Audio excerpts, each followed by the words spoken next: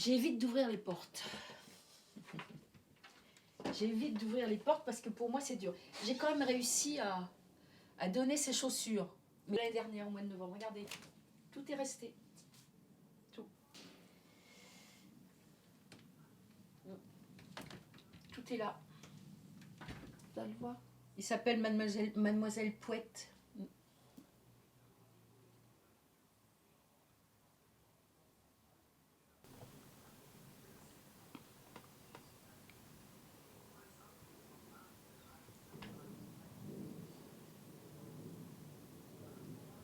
Alors moi je lui dis, le temps que j'attrape ma valise, il sera presque 23h30. Désolée, mais je ne vais pas pouvoir venir.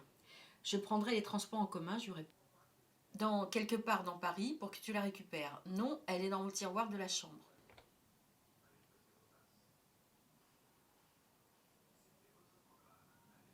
Je l'ai appris hier et ensuite j'ai écouté Donald Trump qui était tout fier d'annoncer ça en direct de Washington. Mais je pense qu'il faut rester très très vigilant parce que vous vous doutez bien que ça n'annonce pas du tout la fin de Daesh. Que ce dirigeant de Daesh soit exécuté, enfin se soit exécuté avec sa ceinture, ok, mais je veux dire, il y aura toujours des personnes qui vont prendre la relève. Et nous ne sommes pas à l'abri de représailles très, très fortes.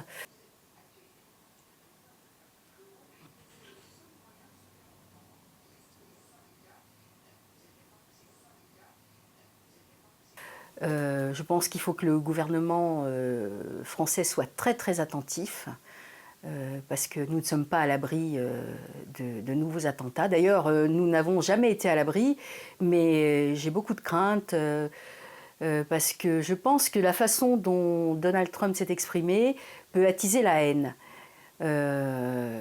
C'est un dossier très très grave et il faut vraiment prendre toutes les précautions qui s'imposent.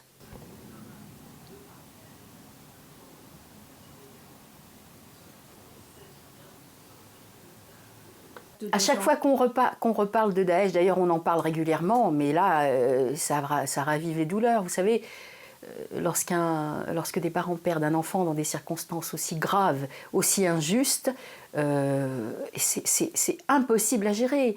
Un jour vous allez un peu mieux, le lendemain vous replongez, il y a toujours des signes qui vous rappellent que la disparition de votre enfant, c'est quelque chose de tellement douloureux qu'il n'y a que les personnes concernées qui peuvent le comprendre. Et évidemment, des faits comme cela sont là pour repointer du doigt ce que nous avons vécu. La plage qu'elle adorait, vous voyez. Donc je vais là quelquefois faire ça. C'est là, c'est latent, ça peut surgir d'un moment à l'autre. Il faut être très très vigilant. Alors on ne peut pas vivre avec la peur au quotidien, mais il faut vraiment qu'on soit conscient que c'est latent, que ça plane au-dessus de nos têtes. Et on n'est pas là pour semer la terreur, parce qu'on ne peut pas, mais il faut vraiment, c'est une prise de conscience importante. Et vraiment, je pense que nos gouvernants sont tout à fait attentifs à ça et ils savent bien que la haine va être attisée à nouveau. Les déclarations de Donald Trump devraient être plus...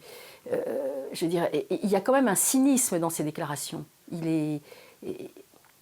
Il pense qu'il a gagné, mais nous n'avons pas gagné. Parce qu'ici, ça partait comme ça, il n'y avait pas de terrasse, il n'y avait rien.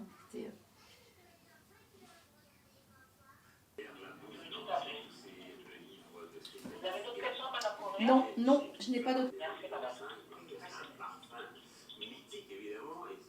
Oh. Et derrière ces silences, derrière ces regards, derrière ces questionnements, il y a beaucoup de choses. Il y a d'abord beaucoup. Au mois de juillet dernier, pour qu'elle soit nommée, le président français l'a martelé, l'a répété. Cette audience, il avait évoqué notamment son âge, 71 ans, mais aussi son état de santé cardiaque.